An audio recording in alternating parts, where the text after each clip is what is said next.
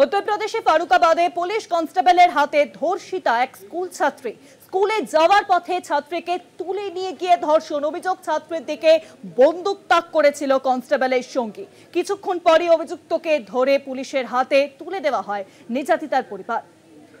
অর্থাৎ আমরা দেখছি যে যোগী রাজ্যে কার্যত চলছে নৈবিচার। ফারুকাবাদে পুলিশ কনস্টেবলের হাতে ধর্ষিতা এক স্কুল ছাত্রী। স্কুলে যাওয়ার পথে ছাত্রীকে তুলে নিয়ে গিয়ে ধর্ষণ করা হচ্ছে।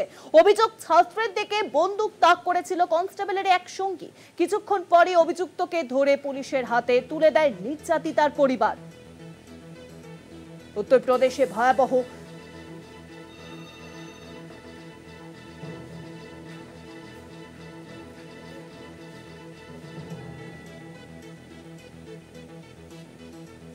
আর বিষয়ে আরো জানাবেন নিউজরুমের সঙ্গে রয়েছেন আমাদের প্রতিনিধি রিয়া মাঝি।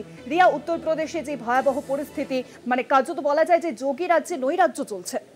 একদমই, দেখো, এক কথায় বলতে গেলে রক্ষকই ভক্ষক। কারণ এবার যে অভিযোগ উঠেছে সেটা কিন্তু খোদ পুলিশের বিরুদ্ধে সেই অভিযোগ উঠেছে, এবং এর আগেও আমরা এই ধরনের একাধিক অভিযোগ সামনে আসতে দেখেছি, এবং সেটা কিন্তু উত্তরপ্রদেশ, মধ্যপ্রদেশ, এই সমস্ত জায়গাতেই। কিন্তু এবার যেটা দেখা যাচ্ছে যে খোদ পুলিশ একজন তরুণী তাকে তুলে নিয়ে যাচ্ছে এবং তুলে নিয়ে গিয়ে তার ওপরে নির্যাতন চালাচ্ছে, তাকে রেপ করা হচ্ছে।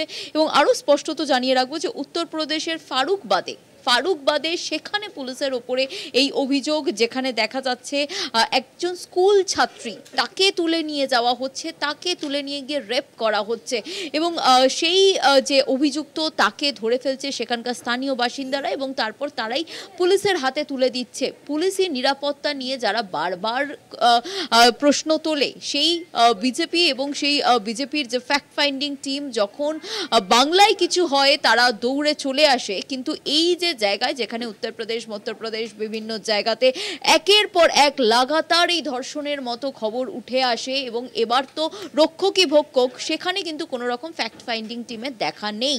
এবং তোমাকে জানিয়ে রাখবো যে শুধুমাত্র উত্তরপ্রদেশের এই ফারুকবাদ সেখানে নয়, কারণ এর কয়েকদিন আগেই আমি নিজেই নিউজ রুম থেকে বেশ কয়েকটি খবর ব্রেক করেছিলাম, যেখানে আমরা বলেছিলাম যে একদম টাইমলাইন দিয়ে তোমাকে বলবো যে 9 এপ্রিল 2025-এ, ঠিক তার আগেই এই এপ্রিল মাসেই একটি ঘটনা ঘটেছিল, যেখানে 27 জন যুবক মিলে একজন তরুণীকে রেপ করেছিল। বিভিন্ন জায়গায় নিয়ে গিয়ে তাকে রেপ করা হয়েছিল, দফায় দফায় তাকে রেপ করা হয়েছিল 7 দিন ধরে একজন তরুণীকে।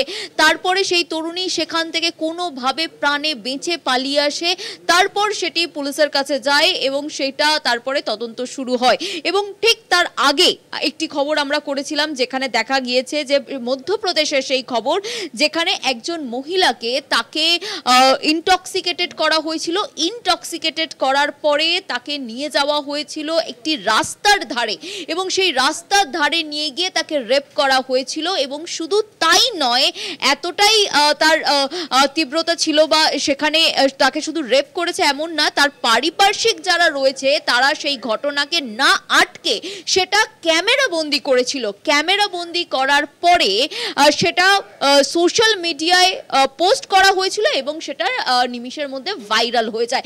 অর্থাৎ উত্তরপ্রদেশ, মধ্যপ্রদেশের আগে যে আমি রেফারেন্সটা আনলাম সেটা হচ্ছে বারাণসীর ঘটনা, উত্তরপ্রদেশের বারাণসীর ঘটনা, যেখানে 27 জন যুবক মিলে একজন তরুণীকে ধর্ষণ করে, 7 দিন ধরে ধর্ষণ করে। এবং এক্ষুনি যে খবর, বা এখন আমরা যে খবর করছি, সেখানে উত্তরপ্রদেশের ফারুকবাদের খবর, যেখানে রক্ষকই ভক্ষক। পুলিশ একজন স্কুল ছাত্রীকে তাকে হেল্প করার পরিবর্তে তাকে বাইকে করে তুলে নিয়ে গিয়ে রেপ করেছে, এবং সেটা পুলিশ তাকে ধরেনি, তাকে ধরেছে স্থানীয় বাসিন্দারা, ধরে তাকে পুলিশের হাতে তুলে দিয়েছে।